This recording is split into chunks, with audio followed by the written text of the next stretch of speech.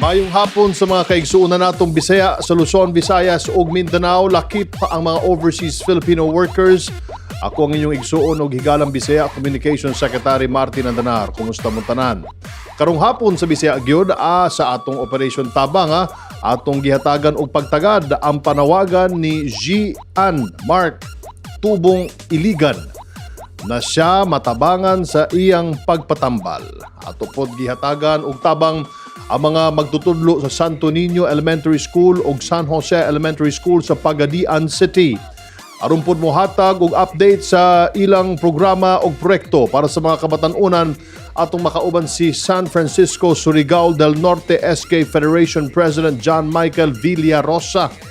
Sa atong Malasakit Center update, makauban nato si Asik Janji Gonzalez ng Office of the Presidential Assistant for the Visayas.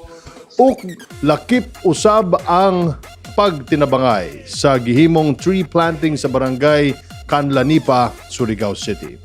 Puno sa serbisyo publiko ug inspirasyon ang among ihatod kaninyo karong hapon diri lang sa Bisaya gyud na inyo pod mapaminaw sa mga RMN networks. DZXL 558 RMN Manila, DYHP 612 RMN Cebu, DXCC 828 RMN Cagayan de Oro, DXBC 693 RMN Butuan, DXRS 918 RMN Surigao. Ug makita sa RMN social media platforms Bisaya Gyud Facebook page.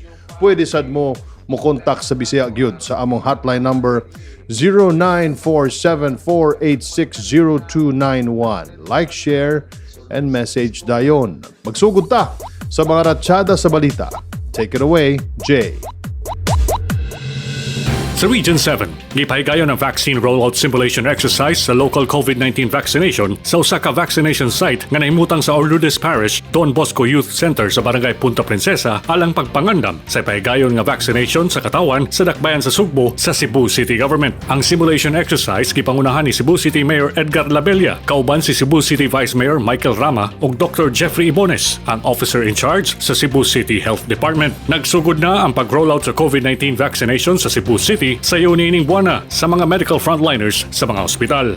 Sa Region 10, giablihan na ang pagdawat og application alang sa 6th Wave Job Start Philippines, Cagayan de Oro City, nga gipanguluhan sa Public Employment Service Office hinubalan sa DOLE, TESDA ug pribadong sektor. Gipahigayon ang usa ka Employers Forum niadtong Marso 12 nga gilangkuban sa mga partner agencies alang sa pagpatuman sa maong programa sa ikaunom na nga higayon sa dakbayan. Abli ang programa sa tanan nga nagedad og 18 hangtod 24 anyos, college level o college graduate, walay trabaho, wala nag-eskwela, walay experience sa trabaho o ubos sa usa ka tuig ang work experience, residente sa dakbayan o gusto mo pa ilawom sa training sulod sa unom ka bulan. Sa Region 13, personahe sa DA Caraga ug City Agriculturist Office padayon ang pagmonitor o pagsusi sa mga rice areas sa dakbayan. Gimonitor ug gisusi sa mga personahe sa City Agriculturist Office ug Department of Agriculture Caraga ang mga rice areas sa Barangay Baubaunan, Los Angeles ug Pigdaulan, sakop ning siyudad sa Butuan. Ang pagsusi ug assessment usa ka paagi sa nasangpit nga mga buhatan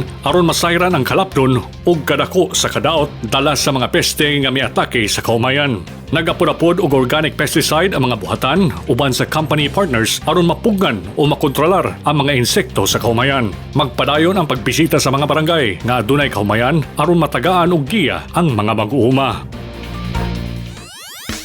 Daghang salamat, Jay. Sa niaging buwan sa Enero, gi-upload ni Miss Laika Era Saldia ang video ni Gian Mark Zara diin kini nanawagan na unta siya matabangan sa iyang pagbatambal sa iyang cancer sa pelvis. Ato ning tan-awon. Si Gian Mark Zara, 28 years old, nagdumulutyo sa Kambo, Pinaplanon sa Purok 68. Nang hangyo ko kaninyo mga tabangan ko ninyo maulian ko sa akong sakit ninyo kong tabangan maoperahan na yung taong ko kay dugay na kay ni kung sakit taga-adlaw nagalala akong sakit kay wala na ko'y kwarta po panggasto sa akong matag-adlaw-adlaw nga maintenance. Nagbilin po si Gian Mark og message sa atong Facebook page busa ato dayon siyang gitabangan aron masugdan ang iyang pagpatambal og operasyon. Let us watch this.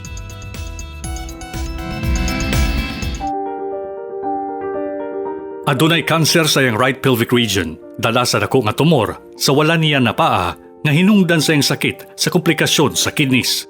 Si Zian Mark Sara, 28 anyos, mihangyo na matabangan sa iyang pagpatambal. Tungod ani, ato dayong giduol ang iyang kondisyon sa dawatan ni Iligan City Representative Congressman Frederick Siao. So usa sa mga prioridad nato din sa Iligan is actually it's more on education, but I also apportion a big chunk or a big portion of our funds for medical assistance. So diha kita kay siyempre sa nahitabo karong panahon na kay balot nga grabe ang kalisod. We're preparing for since 2020 to nga budget, ang budget proposal dako ang atong i-allocate for 2021 sa matang sa medical. So ang DSWD is one agency nga mo gitagaan na to priority. For your information, I think we have more than 20 million right now for intended for DSWD. So especially sa IX na to, yung gitawag kong DSWD IX, which is assistance to individual in times of crisis. Immediately after that call, amo nang gilihok si Zian, and we found out that he has a problem with the tumor and kinahanglan ang iyang tissue, kinahanglan ma-biopsy. Sa panahon karon kay balutan lisod kayo ang kwarta kay daghan kay affected walay klarong trabaho. So immediately I would like to thank my staff who went down, who kanang gitawag na to kanang sa English pa hit the ground running by coming up with plans on how we can help Mark, Zian Mark. So I believe na po'y mga volunteers, mga doctors nga nagtabang without even charging professional fees para sa ilang intervention. So ato lang pasalamatan ng mga doctors kay baluta nga dili sila gusto magpaila, but ikalipay na to nga ilang i-contribute ilang expertise, ilang panahon para aning tawhana kaning kang Zian Mark. Dayong girefer sa dawatan ni Congressman Siao si Zian Mark sa Mercy Community Hospital sa Iligan City aron masugdan na dayon ang iyang pagdialysis. Milabay ang pipila ka mga adlaw human masugdan ang dialysis ni Zian Mark ug mipailalom sa mga laboratory test. Gibalita sa ato na nasugdan na ang niini aron tangtangon ang tumor sa iyang paa. Nagpasalamat ang atong programa tungod sa kaayo sa tagdumala sa Mercy Community Hospital, mga doktor nini na wala na nagpabayad pa sa ilang mga professional fees. Ug sa pakigalayon sa Bisaya gyud, ilalom sa Operation Tabang, nagahin og pundo ang dawatan ni Congressman Frederick Siao, ang DSWD, PCSO ug opisina ni Senator Bongo aron makumpletong mabayran ang gihimong operasyon kang Zian Mark. Kami na kay balo na dili-diri natapos ang panginanglanon ni Zian ug sa iyang pamilya. Tugod kini, sugod pa lang sa iyang pagpatambal ngadto sa iyang himpit na gyung pagkaayo.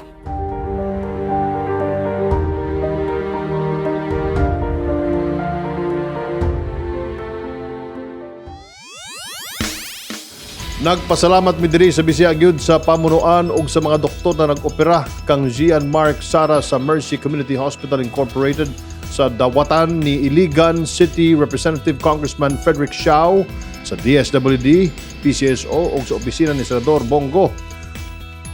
Samtang naghatud usab og tabang ang Bisaya gyud sa mga magtutudlo sa Santo Niño Elementary School ug San Jose Elementary School sa Pagadian City sa pagpadayon gyapon sa atong Operation Tabang. Ato kining tan-awon. Sa atong pagbisita sa Pagadian City para sa atong Operation Tabang Bond Paper Gift Project, atong giadtuan ang Santo Niño Elementary School ug San Jose Elementary School. Diri, atong giambit ang atong programa kang Ma'am Maria Alita Senyo sa San Jose Elementary School ang mga kakulangon sa ilang tungaan. Bahin sa amo ang mga struggles about ano new normal. Daghan jud mi kay mga struggles karon, especially sa amo ang supplies like bond paper, ink, printer. Di kinahanglan jud namo ni siya kay ang amo ang mode of delivery karon is modular. So kinahanglan namo ni siya para maka-print big modules para sa mga bata. So mo ni siya ang struggle karon ng mga printer, ink, bond paper, para mahatag na mo ang amo ang pagserbisyo sa mga kabataan. Tungod ani, atong gihatagan og tabang ang mga magtutudlo sa San Jose Elementary School ug Santo Niño Elementary School aron bisan sa gamay na pamaagi, atong mahatagan og dugang ang ilang gikinahanglang bond papers. Nagpasalamat si Teacher Nelly May Memis sa Santo Niño Elementary School. Salamat kaayo, Bisaya gyud for the opportunity nga nabisita mi ninyo, and we thank you in behalf of Santo Niño Elementary School headed by our principal, Mrs. Elsa Claros. Salamat kaayo and looking forward sa daghan pa ninyo nga mga schools and other kanang mga tawo nga matabangan. Sa atong paghatod sa atong jutay na tabang sa mga magtutudlo sa San Jose ug Santo Niño Elementary School, kay balumi na dakong tabang na usab kini labi na sa pagtuon sa mga kabatan-unan. Daghang salamat, Bisaya gyud. Daghang salamat, Bisaya gyud.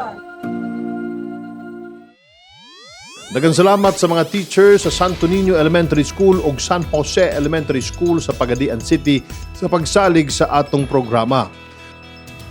Sa atong pagbalik, padayon usab kita sa paghatag og serbisyo publiko. Kauban nato si ASEC Janji Gonzales sa Office of the Presidential Assistant for the Visayas ug Sangguniang Kabataan San Francisco Surigao del Norte SK Federation President John Michael Villarosa. Tutok lang mga higala. We will be right back. Sandigan ng isang malayang bansa ang kalayaan sa pamamahayag. Kaakibat nito ang mga mamamahayag na nabubuhay ng may dignidad sa isang lipunan na pinapahalagahan ang kanilang mahalagang papel na ginagampanan.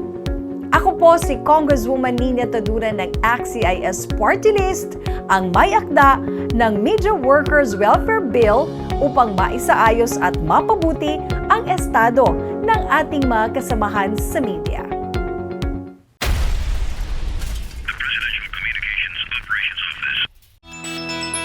Mapasalamaton ang magtiayong Moscoso tungod sa malasakit center coverage na dialysis ni Mister. Alang sa dugang detalye ania si Office of the Presidential Assistant for the Visayas Assistant Secretary Janji Gonzales.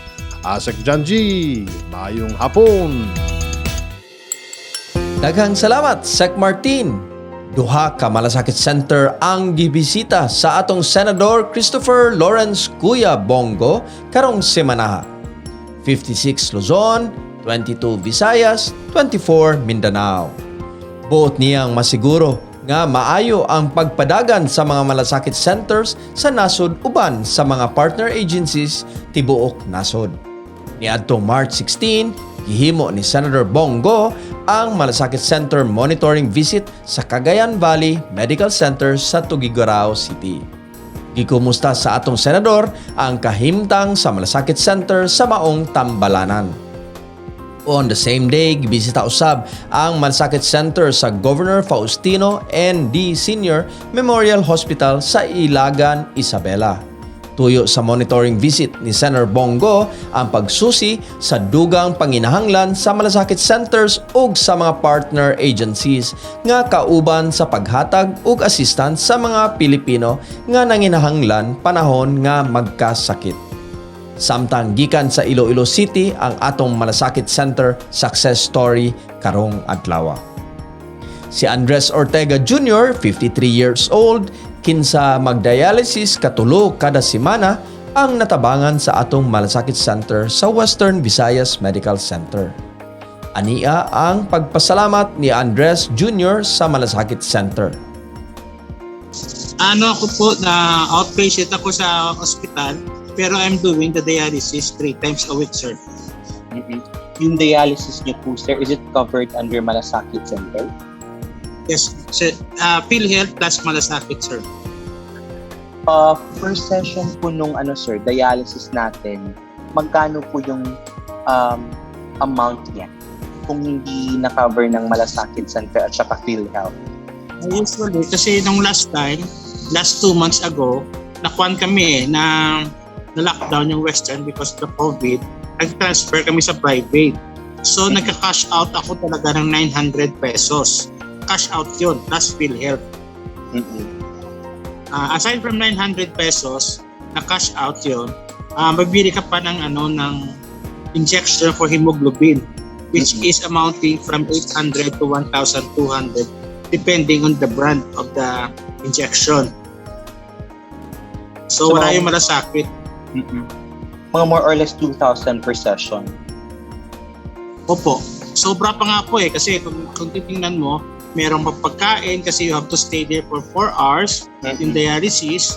Before noon, magpupunta ka ng dialysis center mga 2 hours before, kakain ka, and then pamasahe. Tapos minsan, may mga komplikasyon pa, bibigay sila ng gamot. Like example, during the dialysis, merong komplikasyon, no? Bumaba yung blood pressure mo, kaya may mga circumstances, bibili ka naman ng gamot. So when the Malasakit was stopped because of the COVID-19, so we have to pay that much, 2,000 to 2,300 pesos per session. Plus PhilHealth na po yun. Mga ilang na po sir, ilang buwan na po tayo nagda-dialysis? Magti 3 years na po ako. So, yung Malasakit Center dyan, it's I think 1 year old, di ba, dyan sa Western Visayas. So, mga 1 year na. Mga 2 years, sir. 2 years. So, Papunta 2 years na po Malasakit. Opo. Sir, saan po natin nalaman yung Malasakit Center? Was it in-introduce pa ng hospital o may kakilala kayo na naka-benefit din ng Malasakit Center? Hindi, actually sir, I was admitted for my chronic kidney disease, no? Secondary to my diabetes. And then nung na-admit ako, siyempre may mga limitations. So ang isa namin alam mo una is social services. Din hingi din kami ng tulong sa PCSO. Pero because of some circumstances, medyo mahirapan kami. Tapos nag-uusap yung mga folks na narinig ko yung about Malasakit. Then I inquire about Malasakit sa mga news. So yun, nakita ko yung may Malasakit Center dito sa Western Visayas Medical Center. Ito lang po yung ito rin yung hospital na mayroong Malasakit sa Iloilo. So doon na yun, nag-apply kami. So pag-apply namin, na-enroll na po ako sa Malasakit. So talagang may alam talagang taga-Iloilo about the Malasakit program ni Presidente. Sure, ano po yung mensahe natin kay President Duterte at saka kay Senator Bongo? Dahil dahil sa kanila, walang Malasakit Center yung major public hospitals natin sa bansa.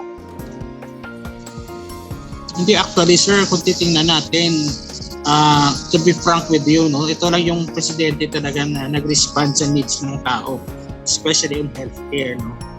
Nung pumunta nga dito si Senator Go, talagang we are very pleasant to be appreciative sa kanya kasi he was able to formulate this kind of project.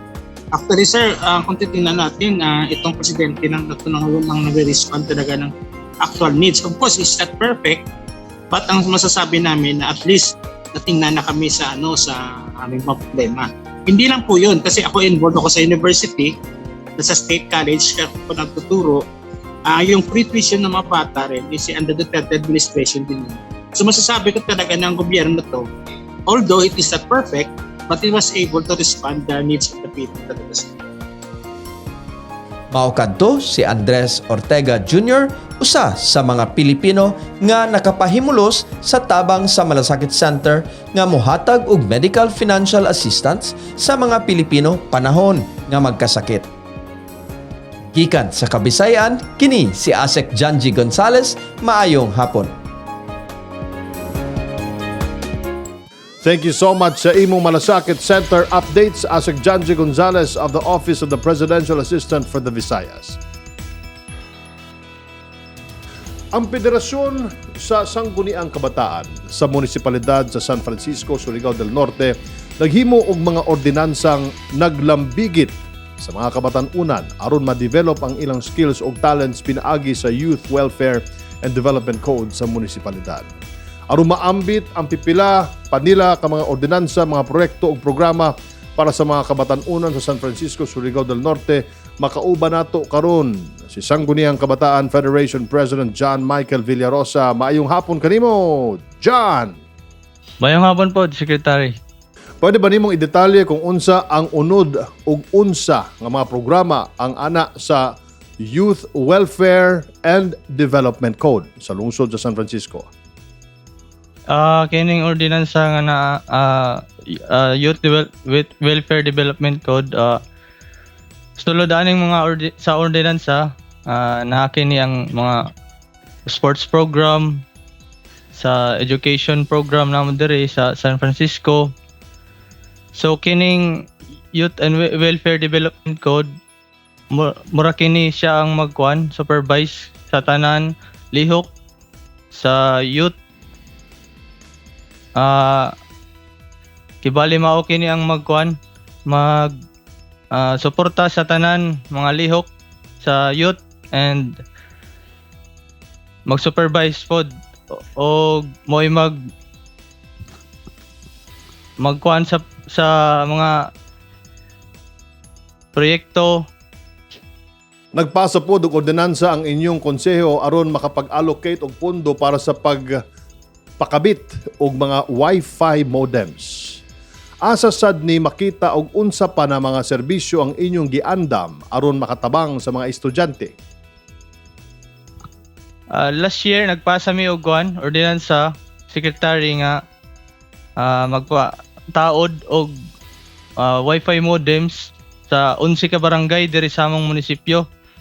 So na-realize kini atong mga Wi-Fi modems na nito itaod na sa matag barangay sa among munisipyo. So kini ang tumong nini nagitaod na mong mga Wi-Fi modems kay tungod lagi aning pandemic man karon, tapos ang mga estudyante na online classes. So katong walay mga Wi-Fi sa ilang balay, pwede sila mo kadto sa dito na lang po sila mag-connect. Gitaod man siya sa nasa mga barangay hall.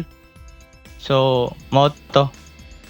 John, adunay posibilidad na mubalik na ang face-to-face classes sunod na school year. Ang inyong sanggunian nagpasa og anti-bullying ordinance. Pwede ba nimong i-share sa amo kung unsa ka importante ang character building sa mga kabatan-unan? Kining anti-bullying ordinance, amog yun yung pasa kay mao lagi na sa sulod sa klase, like before sa wala pa nag-COVID, naman dyan face to face man klase niya ang mga estudyante di magimali kaya na mambulig yun. So mo naghimo na mag-ordinansa para i-counteract siya, para maghimo ang mga teachers o ilang committee para para malikay na pod, mawala na siya, ma-lessen ang bullying kay kanang bullying kuan gyud sa bata, especially sa mga elementary or high school. Dili sila maurag ma-down yung self-esteem niya. Mo to di na dahil ganamos school ang uban napag-iuban ma-depress kay sa kada sulod sa ilang klase bully sige gibully na. So mo to, Secretary. Wala paghihapon na human ang pandemya, unsa pod ang inyong mga programa o proyekto aron matabangan ang mga lumulupyo sa San Francisco ni adtong panahon sa lockdown? Katong panahon sa lockdown, Secretary, kami sa munisipyo o sa mga barangay naghihatag mi og mga relief goods face mask, mga sanitizer, alcohol, tanan mga pwede namong mahatag para lamang sa ila. Malesen po ang ilang ka kulba sa atong panahon lagi ng COVID. Bisang karon na pa man ang COVID. So mao to. Ug karon na aduna natay bakuna, unsa ang programa ninyo aron mas masabtan sa mga kabatan-unan ang importansya sa COVID-19 vaccination? So sa karon bago pa magyud na ang bakuna, karon pa man niabot sa Pilipinas.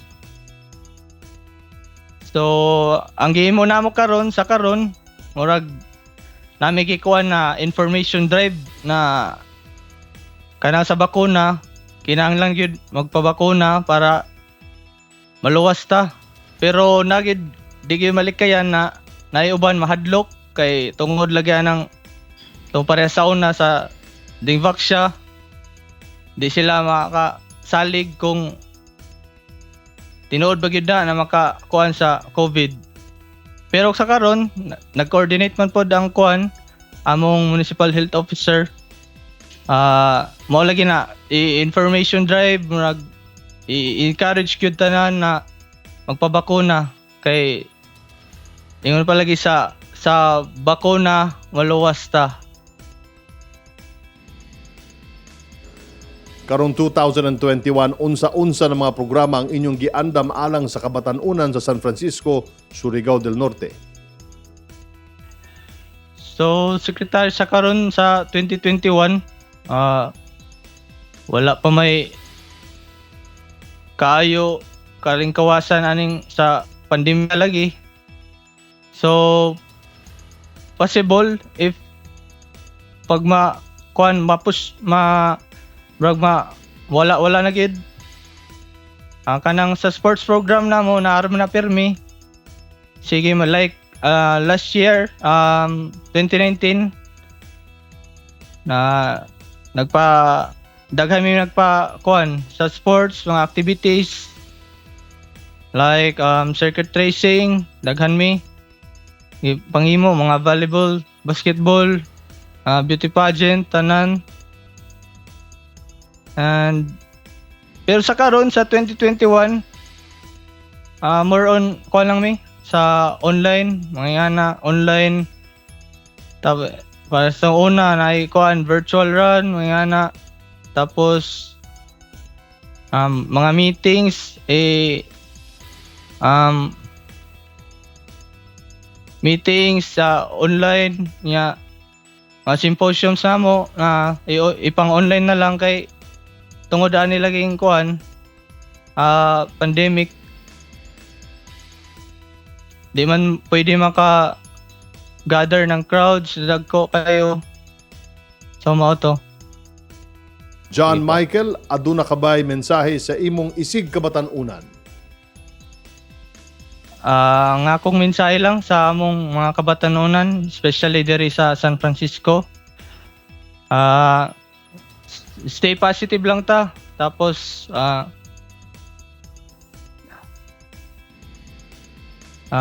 kinahanglan confident lang gyud, permi di ta magpadala sa mga negativity.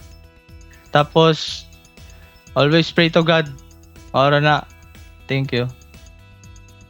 Daghan kaayong salamat sangguniang kabataan San Francisco Surigao del Norte Federation President John Michael Villarosa. Dagan salamat po, Secretary. Sa atong pagbalik atong saksihan ang pagsalbar sa kinaiyahan sa barangay Canlanipa, Surigao City. Stay with us. We will be right back. Ako po si Congressman Eric Pineda ng One Pacman Party List, kasalukuyang chairman ng Committee on Labor and Employment dito po sa Kamara, na naninindigan na ang kalayaan sa pamamahayag ay sandigan ng demokrasya. Kaya bilang pagkilala sa natatanging kontribusyon ng mga mamamahayag sa Pilipinas, isinusulong po natin ang Media Workers Welfare Bill upang mabigyan ng nararapat na sahod at mga kaukulang benepisyo ang mga manggagawa ng media.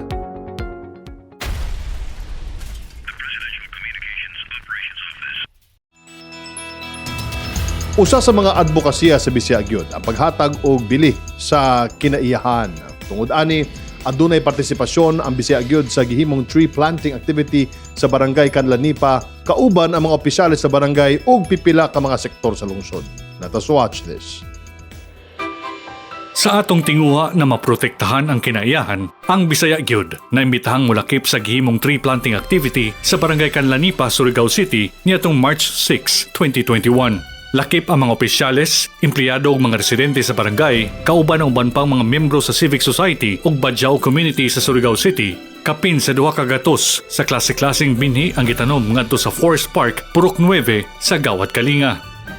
Kini nga mong himo nga tree planting nga diin nakatanom kami sobra 200 ka mga seedling nga nagkalain-lain nga variety sama sa mga fruit trees kini actually fruit trees na inangka tapos apena na mga hardwood. Kini nga tree planting is programa kini sa barangay tekta or pagprotekta kay kuan man kani murag slope siya para protektahan ang posibleng pag slide sa yuta. So kini nga mong himo is actually murag tinuig kini nga programa din amog yung gitagaan o higayon o importansya ng atong environment. So ako magpasalamat ko sa tanan nga ning cooperate sabi ng atong mga kalendayan nga mga fraternity sama sa Atrug o Togama apel na ang Bisaya gyud o sa tanan nga ning tambong ako magpasalamat og unta sa sunod natong paghahimon nga mga environmental protection related activity lagi hapon kamo mo suporta sa atong mga aktibidades. Giambit usab sa atong igsuong Badjao ang ilang lain pang plano nga tree planting activity. Niapil ako sa tree planting tungod kay para kami mahibalog makakaton sa unsa ang katuyuan niini. O karon napistingan na gyud nako maayo gyud mi makaton uban sa akong mga sakop tungod kay para sa kaayuhan sa among tribong. Matod pa, magtanim ay hindi biro. Usa lang na sa mga tanyag kaayo na kataga. Apan di gyud lalim ang magtanom. Pero kinahanglan gihapon nato kining buhaton para sa mga umaabot na henerasyon. Kinahanglan nato mo ginhawa aron mabuhi. Pero mas nindot gyud mo ginhawa kung presko ang hangin nga gikan sa mga punuan na atong gitanom. Mga higala, diri natapos ang inyong programang kanunay nga anda mo tabang sa atong mga kaigsuonan Bisaya. Daghang salamat po sa atong mga nakauban kay Congressman Frederick Siao sa Iligan City, kay Senador Bongo sa pagtabang kay Gian Mark Zara, sa mga magtutudlo sa Santo Niño Elementary School o San Jose Elementary School sa Pagadian City, kang sangguniang kabataan San Francisco, Surigao del Norte, SK Federation President John Michael Villarosa, kang ASEC John G. Gonzalez sa Office of the Presidential Assistant for the Visayas, ug sa mga opisyales, civic society leaders na nagkahiusa o nagtinabangay sa gihimong tree planting sa Barangay Kanlanipa, Surigao City. Magkita na sadta sunod Sabado diri lang sa Bisaya Gyud na inyo madunggan sa DZXL 558 Aramen Manila, DYHP 612 Aramen Cebu, DXCC 828 Aramen Cagayan de Oro, DXBC 693 Aramen Butuan, DXRS 918 Aramen Surigao. Ug matan-aw sa social media platform sa Aramen Facebook page o Bisaya Gyud Facebook page. Pwede sad makontak ang Bisaya Gyud sa among hotline number 0947-486-0291. Like, share, and message na dayon. Ako ang inyong igsuon o higalang Bisaya Communication Secretary Martin Andanar, amping pirmi mag-ampo ta ug magkita-kita usab. Mga bay, diri lang sa Bisaya Gyud.